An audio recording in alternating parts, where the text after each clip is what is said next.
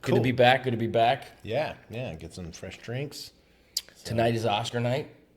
For those of you who want a reference for when we tape this, tonight is the Oscars. I'm trying to think of how many of those movies I've seen. I don't even know what's nominated.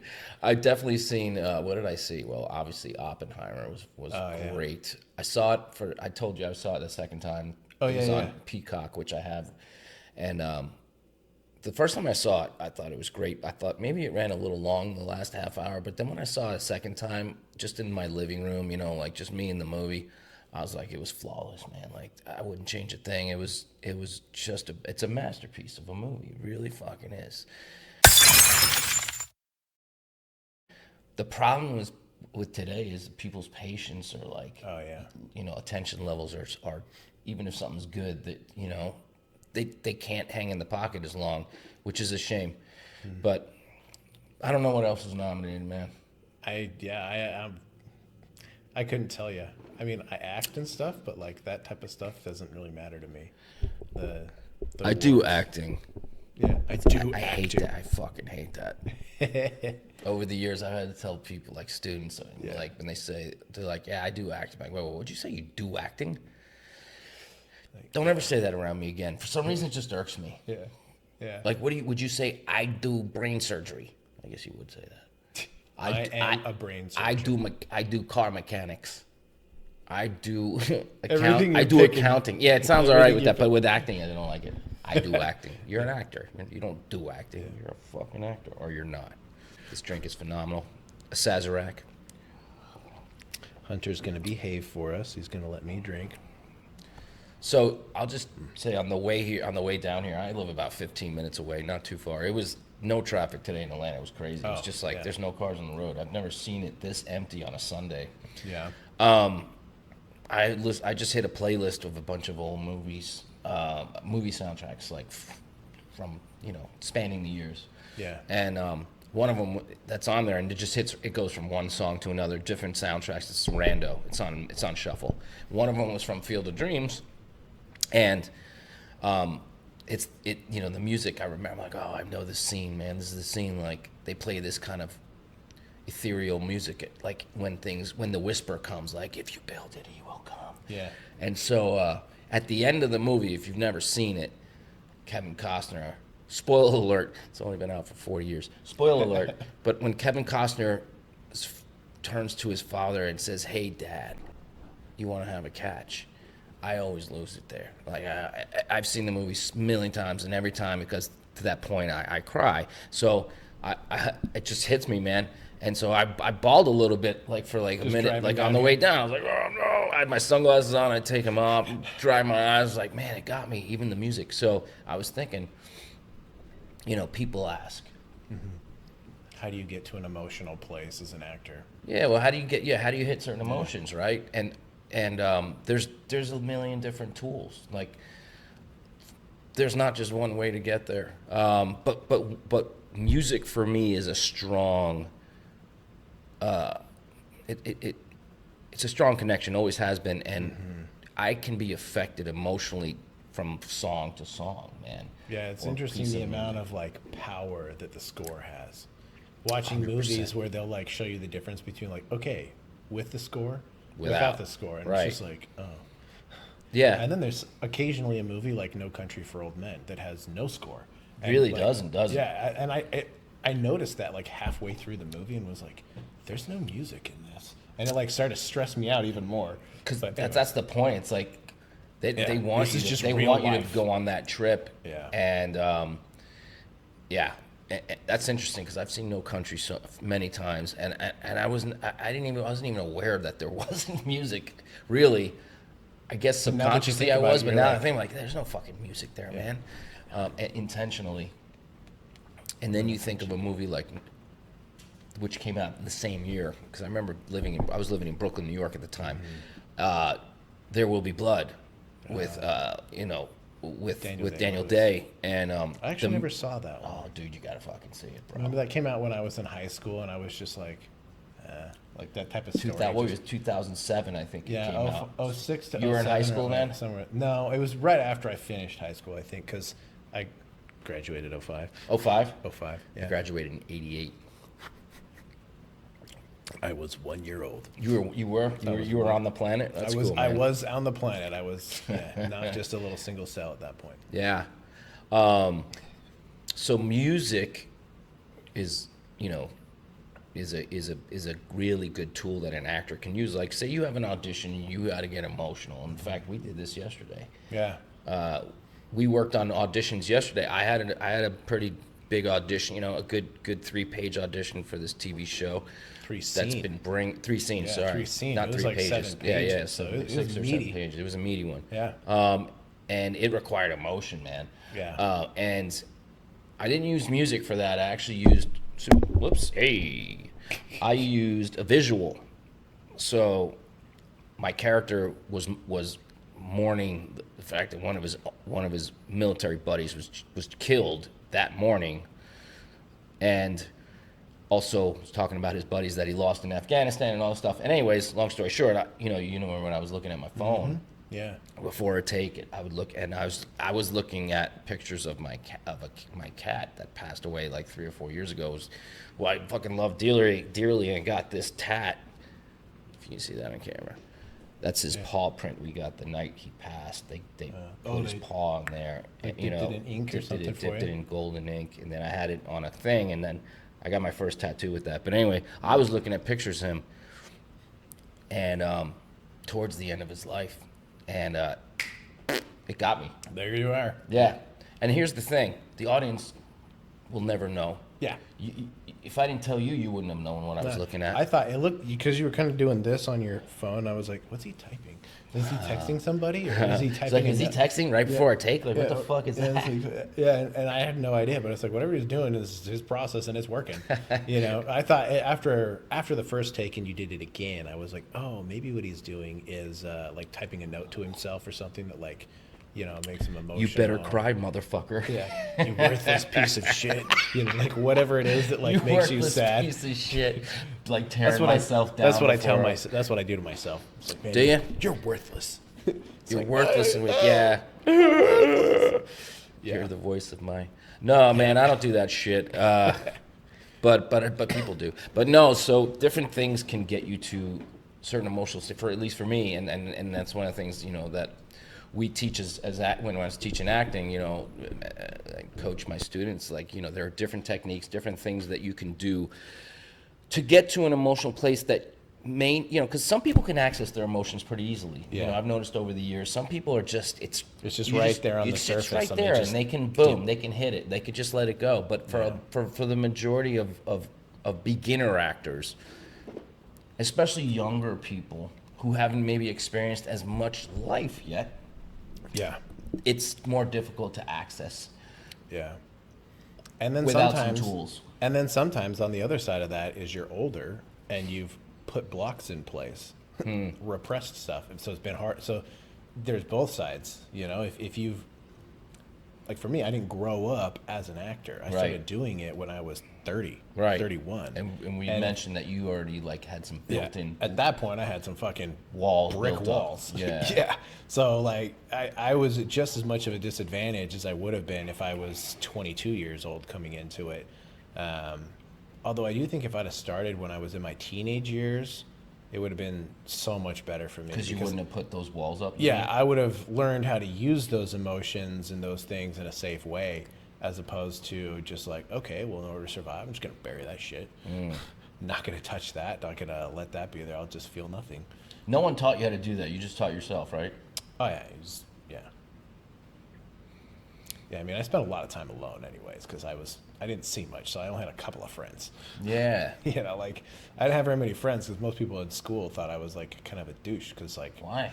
Because we would be walking on the hall. There were people that I realized later that would try to be nice to me and say hi, but I was basically legally blind, and so even at this distance from me to the camera, somebody could just kind of give you that, or hey, trying to give you that. You couldn't pick it up. No clue. I could look directly at them, just scanning people, and I wouldn't pick up on that, even at we could hold our arms out like this and touch hands, and like that distance, I couldn't see facial expressions. Wow. So like they'd look at me, and I'd look at them directly in the face and not acknowledge them at all. And they'd be like, they're "What a dick! What a fucking douche! Yeah, Like, man. Fuck that guy!" Right? I'm like, and I'm just walking through life like, I don't know why nobody Shit. likes me. That's tough, dude. Yeah. High school is tough enough without being legally blind. Like, Yeah. you know what I mean? Like, without having that impairment. Is that right? Impairment. Yeah, yeah, and it's nobody else's fault. You No. know, like at that, especially at that age, everybody's super self-conscious. Oh, So yeah, dude, that just feeds into it and makes them, insecure or whatever. And Feeds off what the crowd's doing and their buddies, what their buddies like and don't like, all that Yeah. peer pressure shit. Yeah, coming it's, back it's to tough music. to be an individual in high school, man. Oh yeah, But the ones that were, like, I remember the guys that were like smoking out, and like, in my high school, like, there was a smoking section outside, and the guys that smoked, they were kind of pre-goth, but like they were like, those guys were like, people made fun of them. They were sort of outcast. I was like, those dudes are fucking. that's. I respect them. I respect them because they don't give a fuck. You know what I mean? Yeah. Coming back to music though, that's Yeah. like I think it was midway through high school, my junior year, I got big like studio like Sony headphones. And this was back before we had, MP3 players. So I just had like one of those portable Walkman CD players that I would just keep in my good old backpack. CD Walkman. Yeah, and I would just listen to music in between class. So I'd have big headphones on, and I would just kind of make sure that like I never looked anybody in the eyes. I just kept my like I'd keep it from like shoulder down just to make sure I didn't walk into people. Right. But that way I wasn't ever looking at anyone in the face, and so they wouldn't feel like that. They'd be like, oh, he's just on his way to class. Man, that's tough, dude. And it got a lot easier. People were a lot more understanding after that, because then they'd be in class. I'm on the front row, and like I'd talk to somebody and be like, hey, just so you know, like, I can't really. yeah, see I don't know, like, so if it looks like I'm staring at your boobs, I'm not. Like, my eyes might be looking at that, but I'm not processing any data. You know, like, I should have used that when I was in high school. I know, right? Hey guys, I just so can't you know, see. I can't really see. So if I'm staring at your boobs, which I am, yeah, which I am, it's because not I'm my fault. 15 years I'm not old. really looking at Yeah, it. yeah, don't worry about it. I can't. Yeah, Matt I can't Scholar enjoy it at is least. put on the blacklist, the Me Too movement. He mentioned staring at boobs as a joke in his podcast, which no one sees anyways. Yeah. So, but that was the thing, is like people started to kind of understand more that like, You're getting a little tipsy off that fucking drink, dude. Sorry. it's a 4-ouncer and you're I know. got it down to 2. I know, man. I'll slow it down. We just started. Yeah, it's good though, Dude, So that's this rough, will be a dude. That's good rough, man. podcast. Like, cause high school's like we've mentioned this before, like bullying and all that shit. Like, we were both bullied in separate ways and that stuff. But like, I didn't have an eye impairment, right? Like, I didn't have a sight thing. But I remember one day, I was 9th, 10th, 11th grade, one of those grades. I remember sitting in a class, and we had these wooden desks, or like kind of like veneer wooden desks that you could carve shit in, like if you wanted scratch to. it. And and I remember seeing on one of the desks, I swear to God, Matt Scholar is a stuck-up asshole or something like that. And I was like, what? I was like, me? I was like, wow. It was such an eye opener, because it's like, wow, that person really doesn't know me. Yeah. And it also was like, is that how I come across? Because I have no idea that I'm coming across that. But I think for me, it was more like, for people that I didn't know, I may have just like not wanted to engage, and they mistook it for similar to you, like, oh, he's a douche, but more as like, no, I was afraid. Yeah. Anyways, Yeah.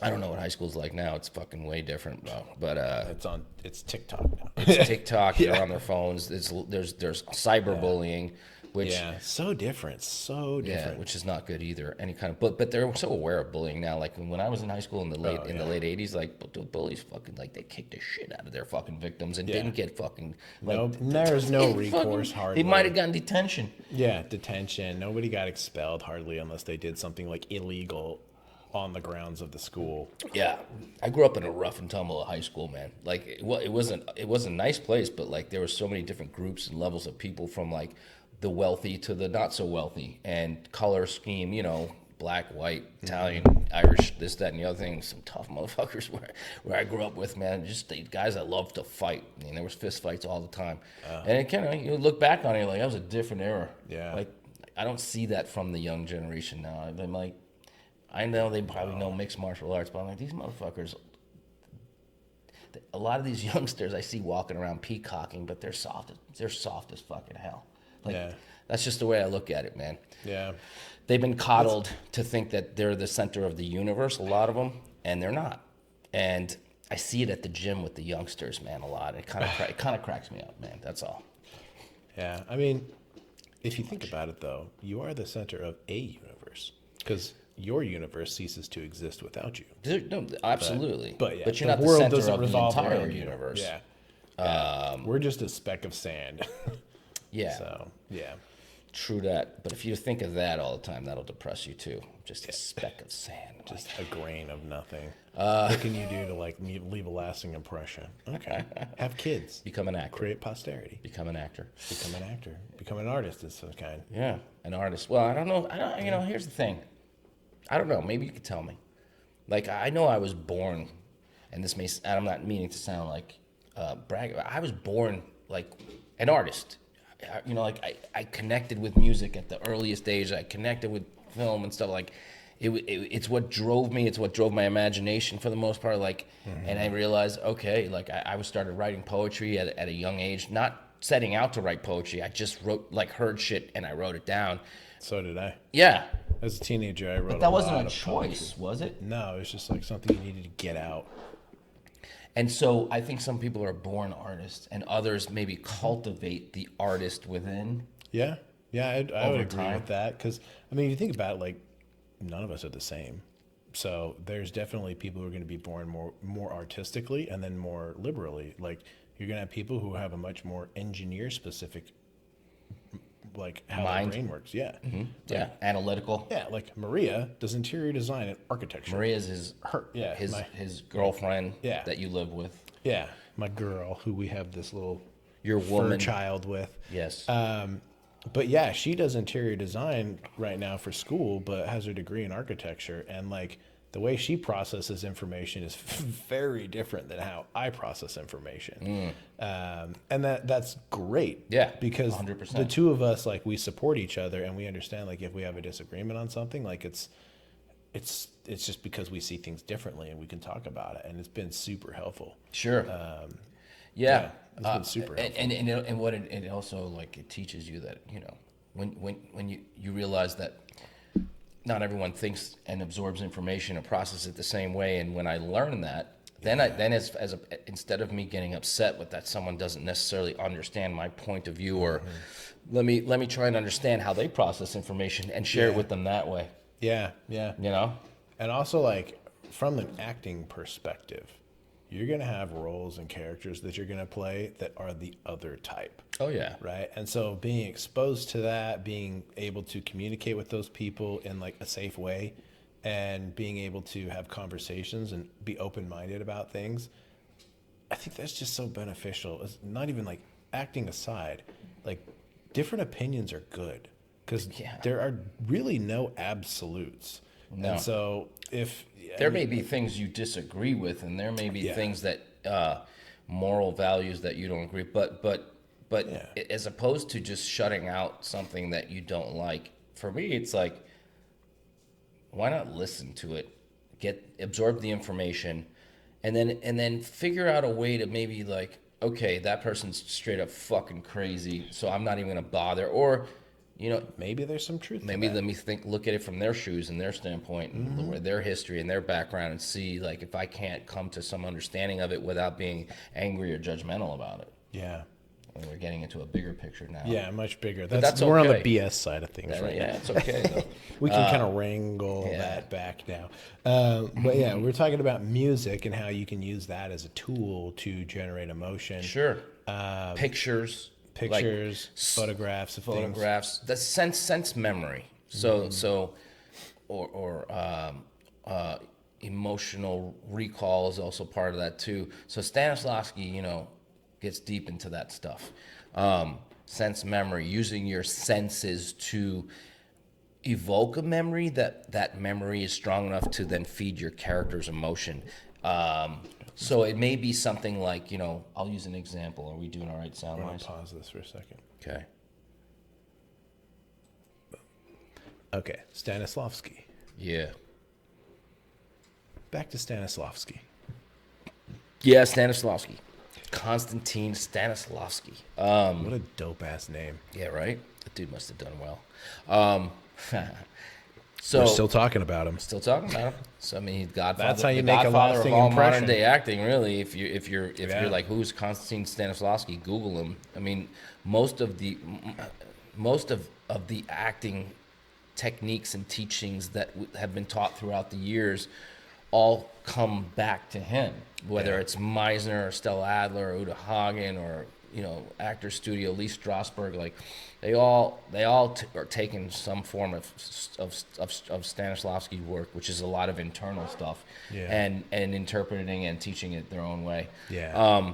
But yeah, so like sense memory, like for me, I think like sometimes when it's in the spring, when I smell the first fresh lawn cut grass, I'm like, oh, that brings me right back to my childhood. Mm-hmm. If I could bottle that and sniff it before a scene that I needed to get nostalgic and my character's getting nostalgic, man, all I got to do is sniff that grass, and I'm there. Sorry, Or I forgot to turn are you texting while we're doing this again? the. No, I forgot to turn the heat. The Oh, yeah. temperature. We can clip that out. Okay. Anyway, or the smell of like a pizzeria. Like I'm driving by a pizza place because in New York there's pizzerias everywhere, and you just get that wafting smell of like the cheese and the and you're like, oh my god, it's that's sense memory. Yeah. I heard once, I heard that Jessica Lange, who's one of our great American actors, she, like what she does before a scene sometimes, maybe she'll spray a little different perfume on a hanky that like she sniffs right before a scene, and she goes, and it just gives her that emotion right then and there. Jessica Lange or Chastain? Jessica Lange. Chastain does that too. Jessica Lange. Yeah. I was watching a video last night. Jessica Chastain talks about that as well? Yeah, she was talking about how she builds characters, and what she'll do is when she gets the script, she goes through, and as she's building out her character, she'll write out the history of that character, her favorite color, like what events of that character's trauma led to the decisions that she made. And she's like, what does this person smell like? And so she'll actually wear the perfume while she's writing all of that stuff. Yeah. And then like when she gets on set, she'll wear that same perfume. So it just like all of that work has been done before she gets on set. Mm-hmm. And like that's one thing where it's like you it's a perfume you never wear normally, or something, or a cologne or whatever. And then you wear that on set. So everything that was written and pre-programmed into your subconscious about that character and everything, like it's just there. Yeah, it's just there. It sets off a trigger, an emotional trigger for her, or whatever. It gets her where she needs to go, where she needs to be. Which is why when I also talk, when I explain to like people who maybe haven't gotten, haven't worked yet or haven't done theater, and I'm like, guys, like once you've done all like rehearsals, right? You rehearse, but then you get into like you show up on set, and one of the first things you do is like you go to hair and makeup and wardrobe. Yep. And so you put your wardrobe on. You don't go to wardrobe. You put your wardrobe on. You've already had a wardrobe test. You go to hair and makeup, and like now you're getting made up. Now you're getting your hair done. You're in your costume, so to speak, right? Think about this when you're a child. When you went trick-or-treating, and you may have dressed up as the Hulk or Batman or a Scarecrow or a ghost or whatever the hell. Like you played that character out because that made you feel like that character. That's why you chose that costume. Yep. Same thing with actors. All of that stuff creates your performance. All the nuances, all of them. So I may go into a set and I'm like, I know my lines. I have an idea of like, how it's gonna go. But when I get the costume on and my hair's done and everything, I'm like, now I'm like, I am this. Now person. I am this person. Yeah. So every little component to build a performance counts. Yeah. Including your wardrobe, including your makeup and your hair, especially if you're doing a period piece. Yeah. Oh, yeah, because it's like you never dress like that normally. So when you're in that, you're like, okay, like this is. It almost. I am that person. It almost brings out the character in you. Sebastian Stan talks about that with like putting the sleeve on to make it look like he's got the metal arm for Winter Soldier in his Marvel stuff. Yeah. He's like, yeah. They have an interview with him and they're like, so how do you get that thing on? He's like, it's a lot of lube, which seriously. Only Anthony Mackie seems to notice, and everybody's laughing. He's like, "Yeah, but like once I've got it on, it's like it helps me get in character for sure, because it's like now this is part of me." Mm-hmm. So yeah. I had when I first started taking classes, I had a guy that was a a teacher. He just substituted like a week or so, maybe 2 or 3 weeks. And he was talking about how there was like a period piece that he did that was like medieval type, like pre BC. And So like chainmail. well, even like Indian, like Native American type stuff. Okay. So, So not chainmail. yeah, not chainmail. Just a loincloth. Yeah, but he was playing, I can't remember, a character that like has like a big headdress and like a bunch of jewelry and stuff. And he's like, when they put all of the rings on my hands, it was just like he's like, I don't normally do method acting, but like once those all went on, like He was that person. I was that person because it was just like, I looked at, like, I could see it on my hands. I could feel the weight on my hands and like everything else come together. And I was just like, it transported him back into that time period. Yeah. He was that person. he was that person. So yeah, that's awesome, man. Yeah, I mean, I remember back in 2016 is when I booked my first TV gig here in Atlanta, and it was I auditioned for this role to be like a Latin gangster, and This is on your demo reel. yeah, it's on my demo reel. Maybe I'll show a little clip on this dope thing. scene. Yeah, dude, it was awesome. Like I worked with Lorenz Tate. We had great chemistry, and like that whole day was a fucking joy because like it was on fire. Like we felt the chemistry between each other, and it showed on screen. But my point is like, I showed up early I think I had like a 6:30, 7 a.m. call time. I remember like, getting there. I was me. Yeah, you were Matt Scholar. My costume, my wardrobe was hanging in the trailer. I put it on. I went to hair. I went to makeup first, and they had tatted me up. Like it was the first time I've ever gotten fake tats, and the guy that was giving me these tats was one of the creators of the fake tats. Like he was giving me his whole so he like backstory. knew his Yeah, shit. It was he's like, saying yeah, like, this yeah, is gonna man, be I dope, helped bro. create. I was like, and he tatted me up everywhere, and I was like, okay, like I'm in costume now. I got all these tats. I'm about to go to hair, and I know how I want the hair to go. It's like, and I talked to the guy. He was awesome. He's like, what do you want? I'm like, dude, I want to be like slick. Like I want it slick back, like like those homies are, dude. Like they wear it. Yeah. My hair doesn't normally do that. He cut it. Look, he did put so much hair. He got it, and like by the time I left fuck yeah. that trail, I was like, I was that guy, man. Yeah. Like I didn't have to act. Yeah, you just had to remember your lines. I just had to hit my marks and know my line, which I did know my line. But like, it was really eye opening for me because it was such a character that's different than me. Maybe one of the bigger different characters for me that I played, except maybe when I was younger and did the SVU where I was playing a male prostitute with all that makeup. But like that shit, feeds the performance, man. It feeds it helps you to finish the transformation. And so anyways, getting back to like how do you get there emotionally. So we're talking about a few things. So Yeah. like music, photographs, scents, smells, taste. Some people are more taste orientated. They may have a sip of something or something that like brings them back, whatever the case may be. Sometimes We might need to pause it for a yeah. second. Do a little pause. Yeah.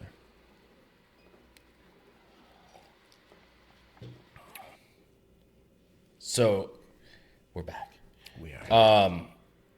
So anyways, sometimes it's just the day you're having where like all you need to do is channel what you're feeling at that very moment.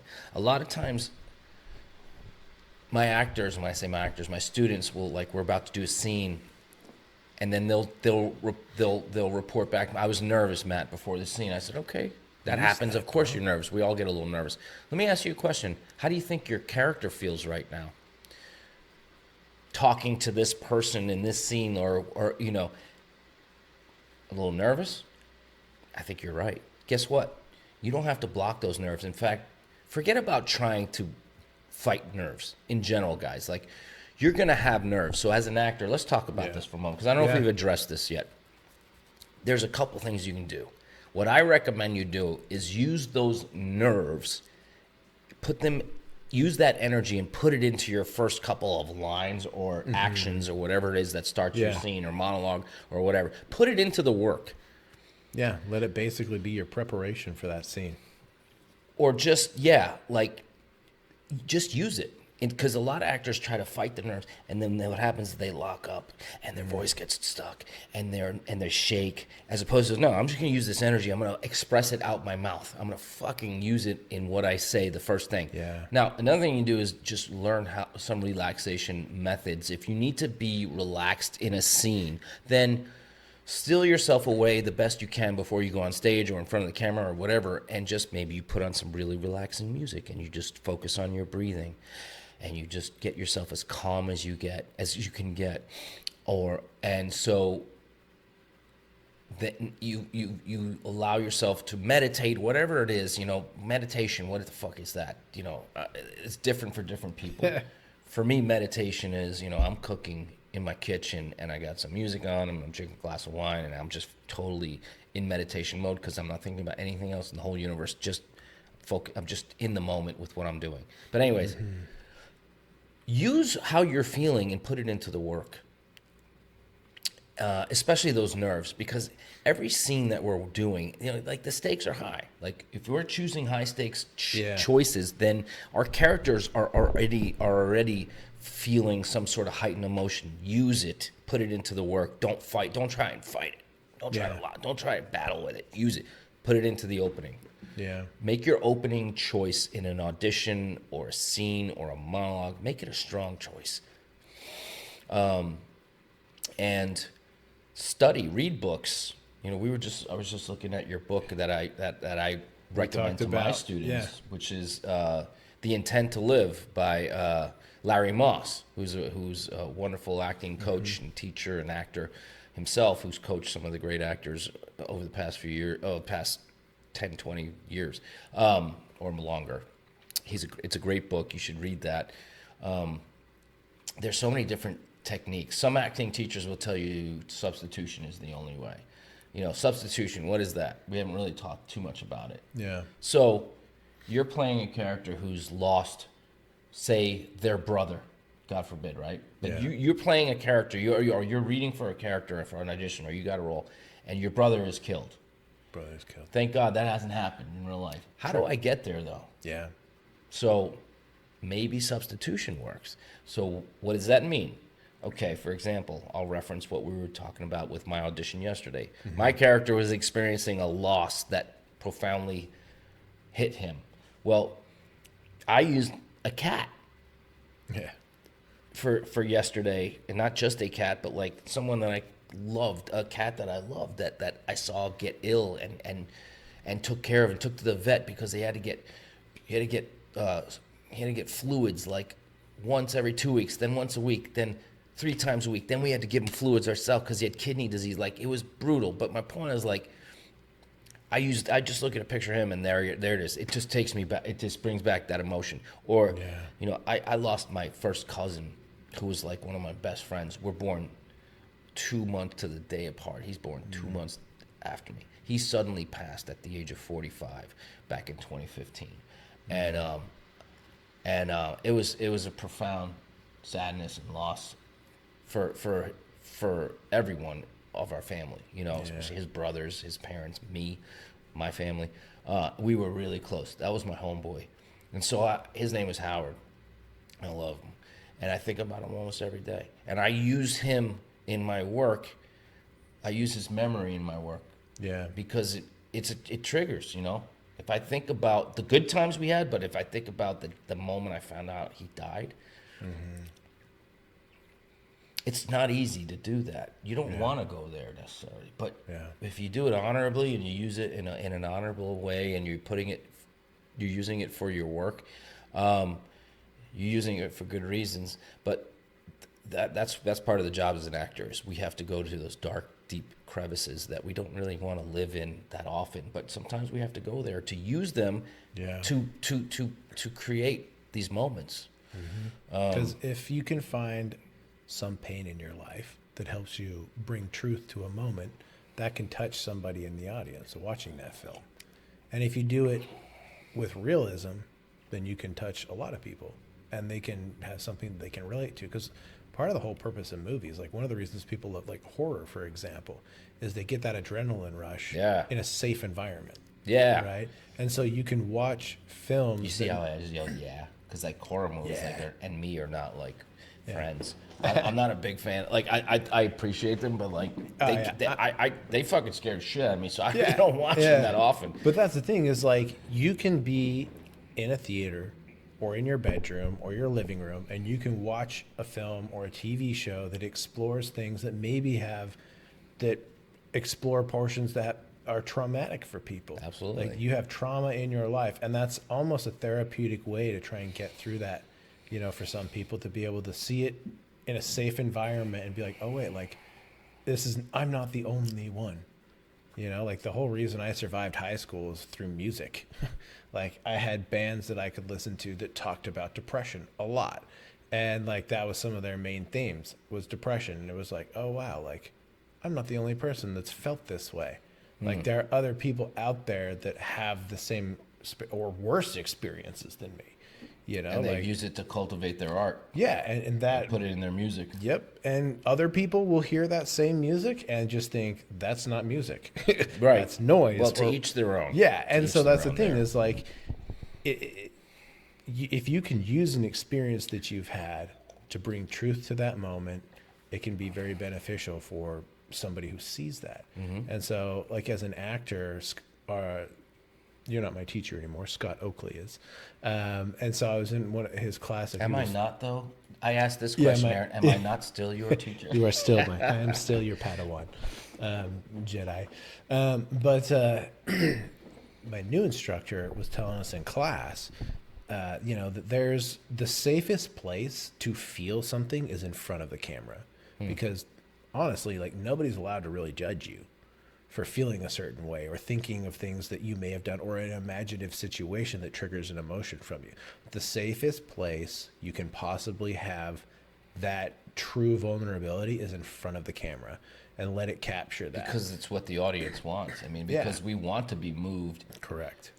The reason we go to the movies or watch TV or whatever is to be entertained, sure, absolutely, but also, when we cry or when we laugh, like that's when we remember the movies or TV shows that we watched or the performances or whatever. It's like because they moved us in some way. So keep going with that. I like that point. Yeah, and like I think it was in that same class that we were talking about. We did an exercise. There was like I think 24 of us in that class, and it was pretty full.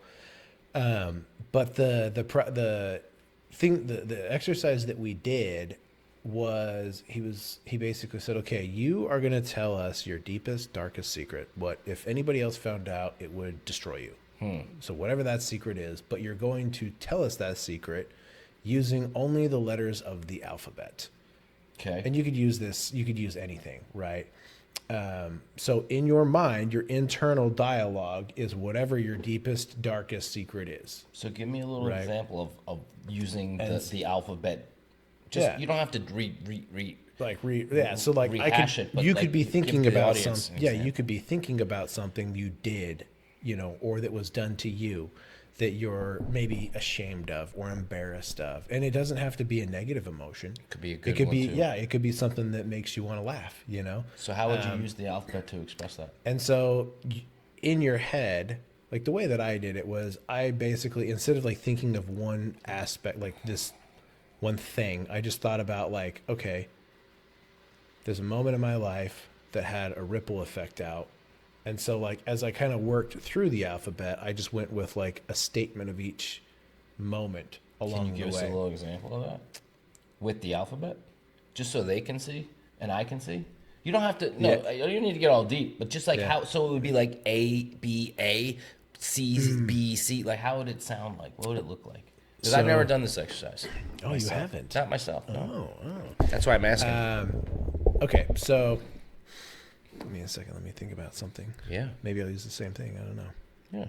But you use the alphabet like you just go start to finish. I guess there's no rules on it. You could go backwards and forwards, but it was basically start at A, end at Z. So I'm in the class. I'm Scott for this. Okay, Aaron, it's your turn. So I go up, I sit down. Yeah. Hi, my name is Aaron J. Owen. I'm in Atlanta, Georgia. I'm going to take a second.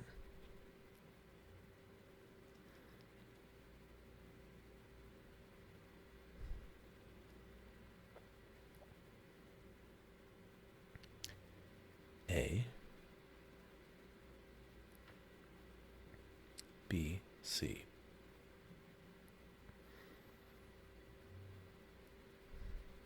D.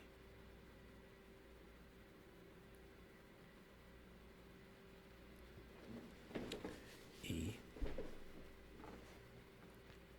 F.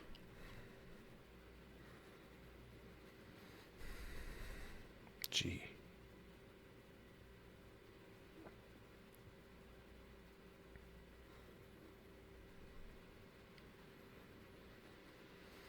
H. I. J.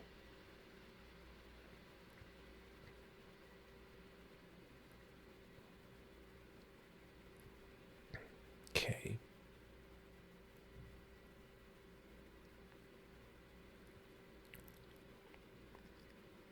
I'll just stop there. I saw you getting a little emotional. But that's kind of the. Were you? Yeah, yeah. All right. That's good. It kind of helps, like, and it helps just kind of like get to a place, right? And so, But don't. How did you feel just now? dirty. Dirty? Yeah, no. So like in that case, I want to trigger something that's a little bit.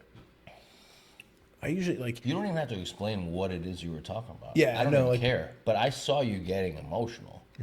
So, am I right? Were you getting emotional? Yeah, Okay, yeah.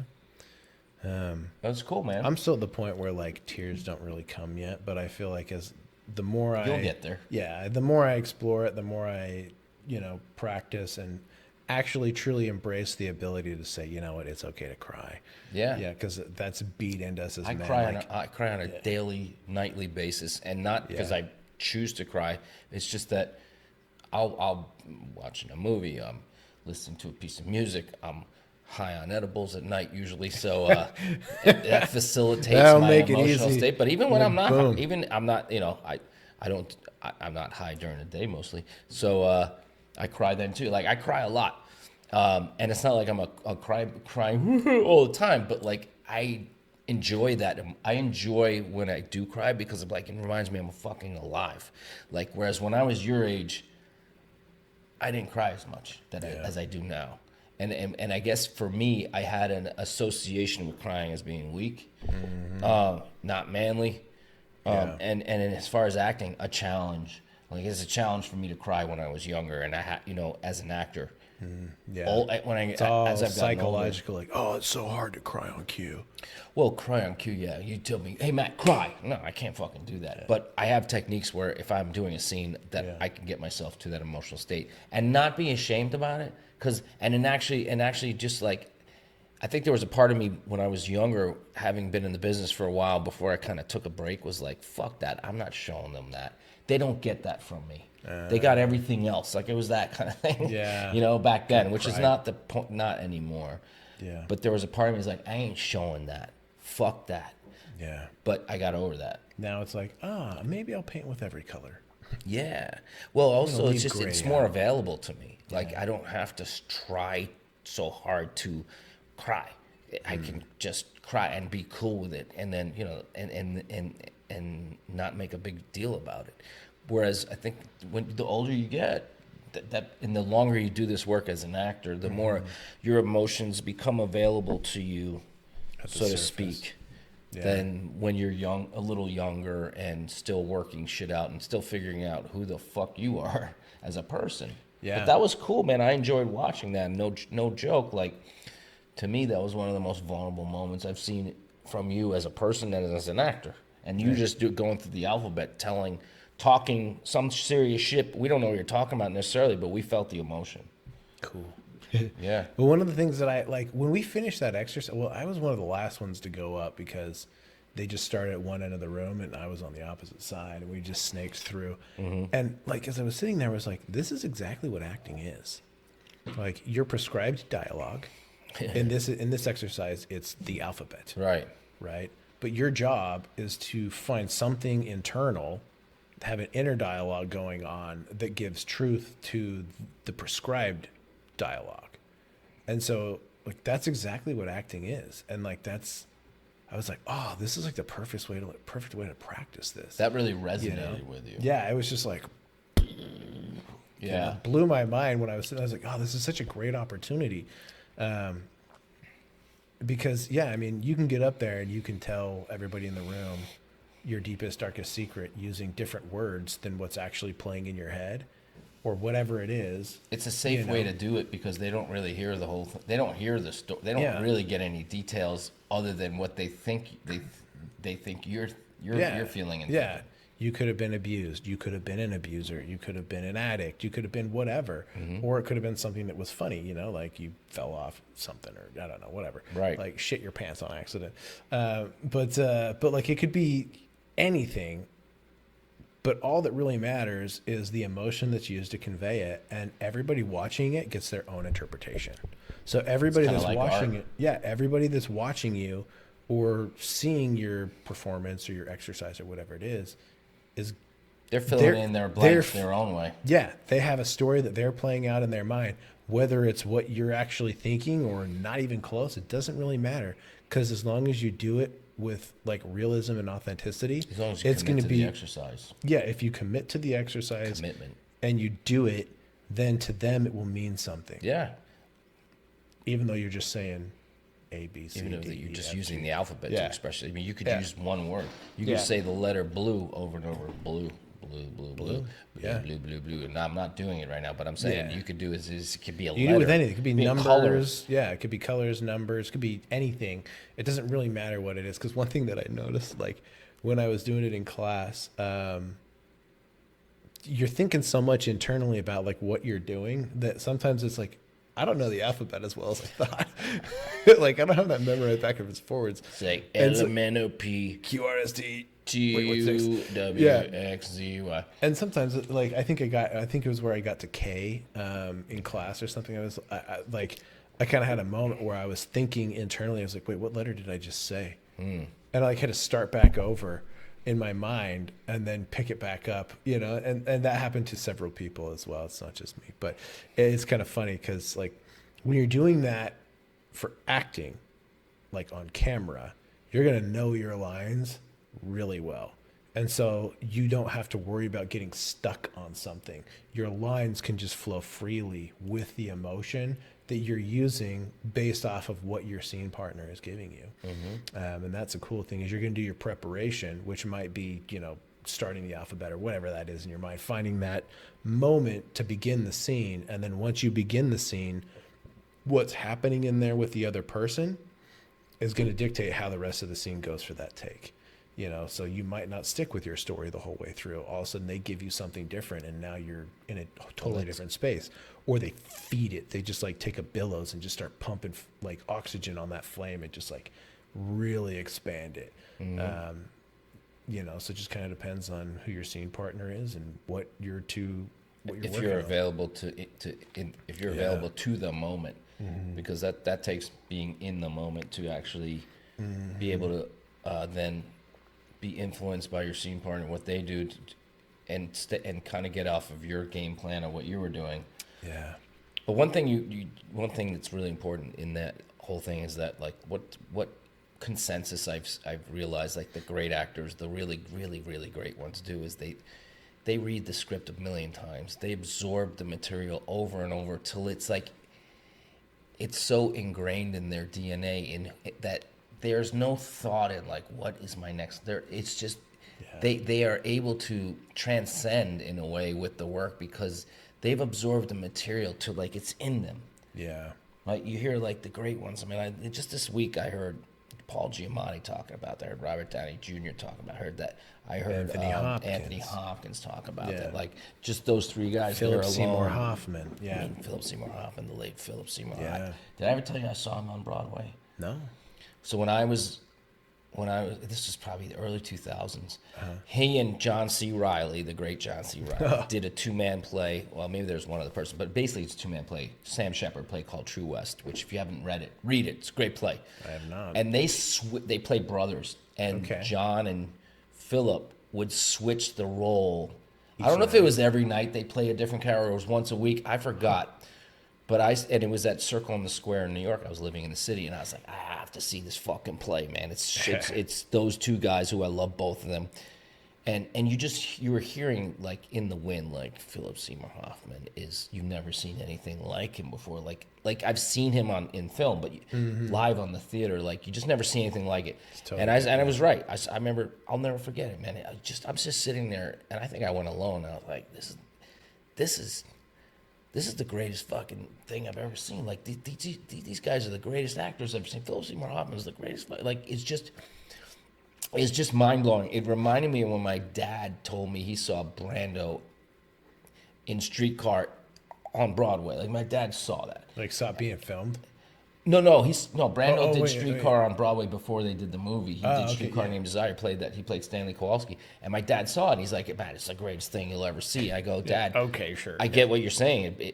I saw Philip Seymour Hoffman, and that's the greatest thing I've ever seen. I can imagine like that's equivalent to what you saw with Brando. Because, anyways, I don't know how we got on that thing, but you were talking about the great ones. So yeah, you have to absorb the material. You really have to. You gotta. I think one thing that makes the greats great is that their work ethic is really strong.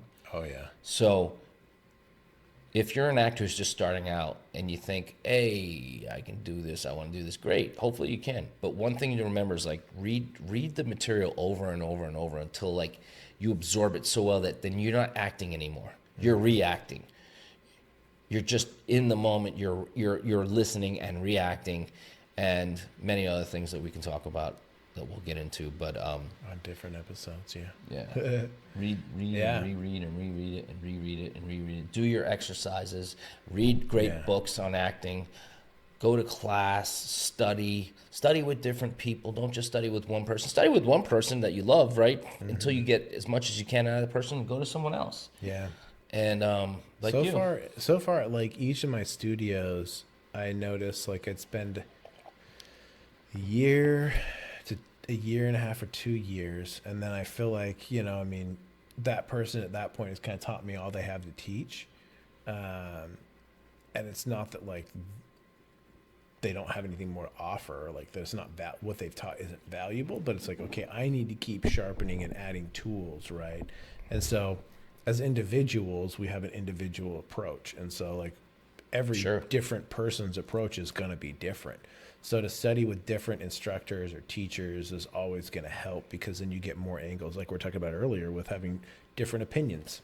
Even though there are opinions you might not agree with, like all of those help you become better, right? There are no negative emotions. Every emotion that we have is just proof of life, right? Like you could feel guilt, you could feel shame, betrayal, you could feel happiness, elation, joy, euphoria. Like all of these. I felt all those in this podcast. I felt hate for you. Yeah, like all these different emotions though Joy. are proof of life. So like if you're feeling any particular emotion, that's If you're not feeling, a bad that's thing. good. Yeah, if you feel, that's a good good. thing. Yeah. It's a matter of finding a way to make that conducive and safe. But if you feel, that's good. If you're feeling. Yeah. You should be feeling. Yeah. I'm feeling a little A little tipsy. I'm not gonna say tipsy, but a little good off this one strong Sazerac that it's badass.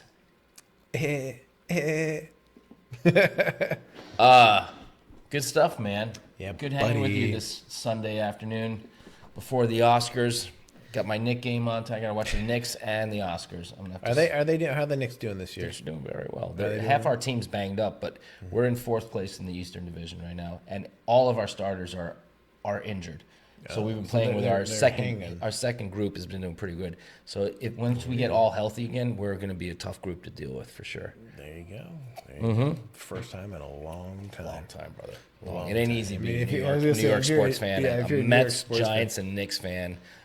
I don't watch hockey that much, but I do like the Rangers. But those are my 3 teams, and it's been Hey, at least the Giants can say they beat the greatest quarterback of all time twice. Yeah, I mean, twice. no matter whatever happens again with the Giants. Yeah, they any may Patriots never make fan it. that's like, yeah, fuck the Giants. I'm like, yeah, maybe do. Beat Fuck, you you can twice. fuck them all you want, but we beat you twice in the Super Bowl with your guy. Yeah. Tom yeah. Brady.